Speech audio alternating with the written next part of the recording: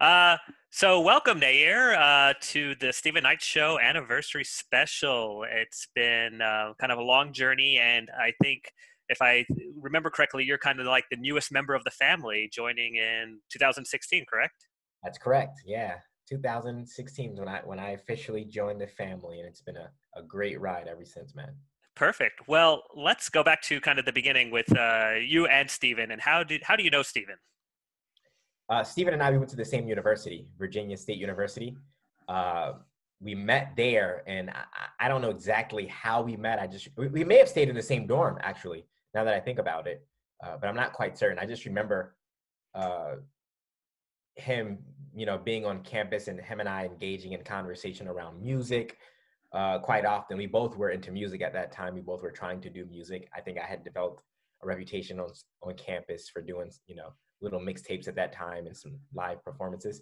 And I knew that he was a singer. So I think we had a lot of common ground around that. Okay. And so you went to college, and then it's been probably a long time since then. So how did you get involved with the show? Over the years, man, over the years, Steven and I have always kept in touch throughout my musical journey, and I guess throughout his as well at the time. I traveled the country quite extensively, and I think he was more around the southeastern region. Hmm. So we'd see each other on Facebook, or uh, if there's an event happening, maybe a school reunion or something, we'd kind of like bump into each other here and there over the years. And uh, we reconnected through music. I think he was doing some songs and he had taken wind to some of the things that I was doing. So he asked me to kind of be on some of his material. Hmm. And I was on it happily, because I thought he was a great singer. I thought he was a good guy, a good person, and a talented artist as well. So yeah, I would do music with him. We would talk about music. I think he even interviewed me for the Stephen Knight show beforehand or before that or after that. Um, I was just an independent artist for several years. So I think he took notice and decided he wanted to interview me. And then after that, we just kind of grew talks around me joining the show, Okay. Going kind of to the show. So you interviewed for the show. How Yeah. active of a listener were you before you joined the program? Before I joined, how active? Not super active. I think maybe certain shows would have caught my attention. I wasn't really listening to a lot of podcasts at that time. Hmm. Not a lot, because I was really, really involved in my music. I was really active, and that was pretty much all that I did. But people like Steven and a few others that were doing special things, and they were really trying to make their way through music and some other avenue. If they asked me to pay attention, I usually would check something out. So I would probably check it out, every so often. I don't know. It definitely wasn't like a monthly thing or a weekly thing, but it was every so often when I would get an email or alert about it, or Stephen would tell me something, and I just go and check it out. Okay. I did listen before I was a part of the show. I did listen. Good. And I know when you came on, I was talking to Stephen, and you said you had a lot of good ideas, and there was a lot of good stuff that's going to happen with you being involved. And then you went to China, and from there. Yeah, yeah, yeah, yeah. So did you get a lot of, or did you get any of kind of the ideas you had in motion before you before you left for a little while? Was there a lot of things that you were able to kind of plant the seeds for Steven to start, or was it a lot of stuff that like once you got back that you could really hit the ground running and getting more involvement with the show? No. Definitely planted seeds with Stephen before. A lot of things. I mean, he'd tell you himself when you talk to him. I planted a lot of seeds on a lot of little things, of things that Hmm. he could do and probably should, look into. Some things I might have started off for him, but the rest of the way he would take it. And Stephen's a quick learner, and he's ambitious. So if you kind of set him straight with some inspiration around an idea for him to Hmm. explore, he gets in deep and he goes fast. So he's grown his show, through that ambition and through his learning of social media and just his connecting with people and kind of taking up some of the things that I maybe have shared with him with my Hmm. experience.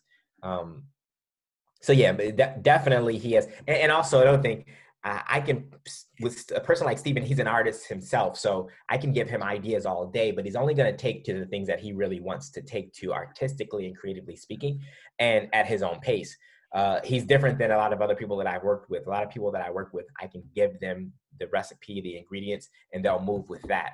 Stephen will kind of take things, process them, move as he's ready to move. So I've given him quite a bit of knowledge or experience share.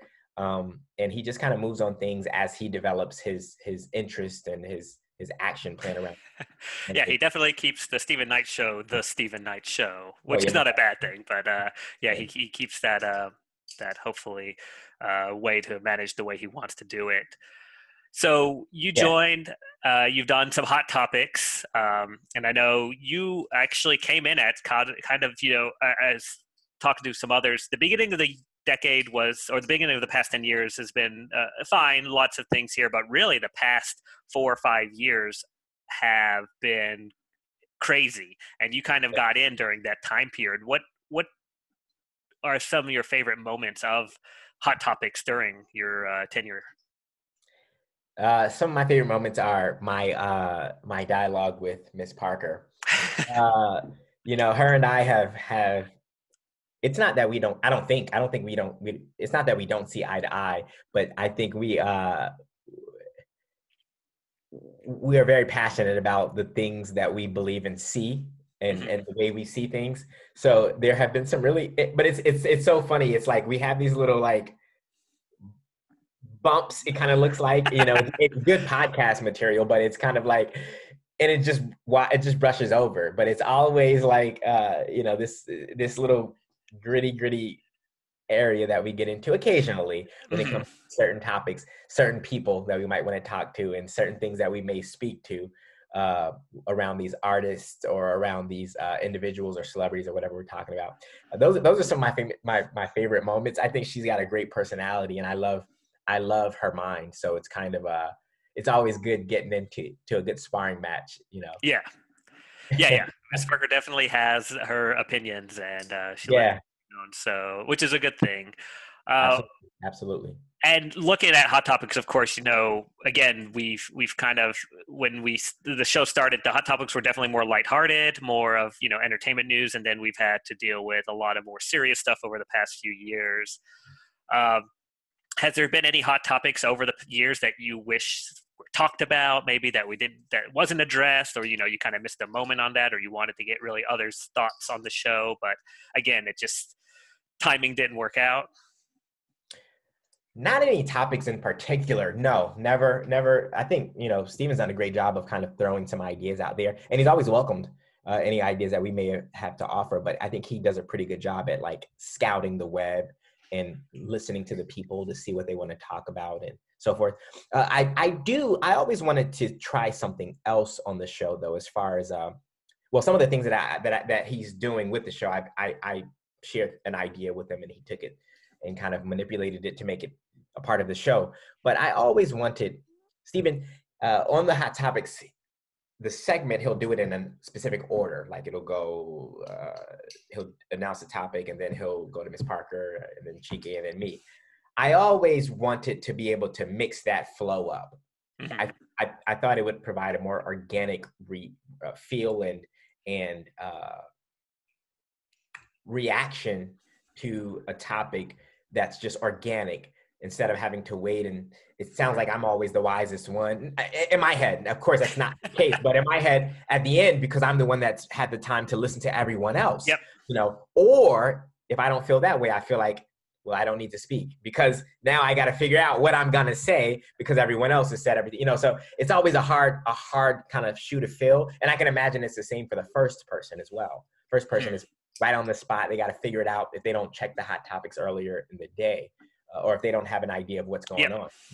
Middle person is okay, but I'm always last, and I always wish, I wish it would be a change up on the actual response order. But other than that, no, I think he's done a great job with the topics. I've enjoyed them.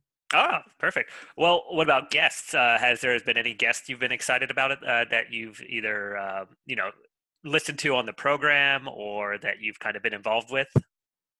Yeah, he surprised me with several of his guests, actually. Bobby Valentino was a funny one for me. That was one of the, I was looking forward to that one. That was one of the funniest interviews ever to me. It was just funny, you know, for my own probably crazy reasons. But uh, that was one that I looked forward to. I also really appreciated a singer by, I think, I forget his name. I think his name is Ryan Tobin or something like that. I forget. He's a part of an old group called City High. I really thought that was a cool opportunity as well. He's had some great interviews. Oh, and Sean from Boys to Men. I looked forward to that one. That was just awesome. You know, Stevens had some really good interviews. Yeah, I'm always impressed by the guests that like Yeah. he's like, oh, here's this person. I'm like, wow, this is and you know, to me, it's all the big names are big to me, Right. but it's still impressive to see. They're like, oh, this person's on our show, and I'm a Right. part of this. So Right. I definitely think he's done a good job. Hopping back to your music, so are you still involved in music? Are you still making music? In my heart. No. I got out of that world, and when I got out, I decided to just kind of leave it alone. It's on my mind all the time. It's on my heart. So, you know, music is always going to be with me. Mhm. But no, I'm back into the professional world. I'm back into the corporate world since, you know, it's many years now. So I'm, you know, I'm a VP of business affairs, you know, for the marketing firm that I work for, and I also do some consulting of my own on the side, and I have several other things. So I stepped away from music, um, probably permanently in 2000 and somewhere around 11 or 12, maybe something like that. Mhm. Uh, yeah, and I just kind of left it alone, and it was great while it lasted, while I had it, and it's still with me. But no, I don't actively agree. Okay. So no hope for a Stephen Knight collaboration, exclusive song, or anything in the future. If Steven asked me, you know, it's something for me to explore, but it's definitely not something that I'm looking to blow up in, and you know, for the world to come and follow me for my music. I'm not really, I'm not on that road anymore. But it was definitely a great time for me. Yeah, no, understandable. And so I guess to finish it off, so you know, I think we're going to be around for another 10 years. Yeah. What are you looking forward to in the show for the future, or you know, any messages for Steven or anything like that? That's you know is the future of the Steven Knight Show. Growth, and I want to see it to continue to align with Steven's vision. I like the fact that he has a lot of creative control and prowess over his show. I don't want that to become so much of a thing where it doesn't allow growth and expansion, or great ideas to be, other ideas to be incorporated, other great ideas. I want to see more growth for him, and I really want to see the show align probably more towards uh, Steven becoming somewhat of a night show host, so to speak, in the virtual Mhm. world. You know what I mean? Still having us as team members and co-hosts, however that looks, but I really want to see that thing take a really strong brand presence of its own, in the mainstream, and I believe it's possible with the people that he has around him, with us, with you. You know, Mhm. it's so possible with that and the internet. I think the potential is there, the opportunities are there. You just got to keep going, stay consistent, and he's been doing a great job of that. I think he's headed down that road, if his heart is still in it. Yeah, no, I agree. I mean, it's a lot, and a lot of people don't realize it's a lot to do this every It is. Monday for 10 years. There's a lot behind the scenes. There's a lot of production and pre-production and post-production. So it's not just everyone signs on at Casting, Monday booking, night. Yep, it's yeah, not yet. We're not all just showing up on Monday night and doing it and then forgetting about it. So I'm commend them for keeping that up as well. But yeah, I think with all those films you guys have to watch. You know, it's different when you're doing it for leisure, but then you know you're watching these films so that you can actually have something oh yeah, to. I've seen a lot of duds over the year because I had to Yeah, watch something, yeah. so I feel it. But yeah, I think that's great, and I think having especially you around will help keep that vision for the next 10 years. So, Nayyir, thanks for joining me on this call, and you have a good rest of your day. Awesome. Thanks for having me, Adam.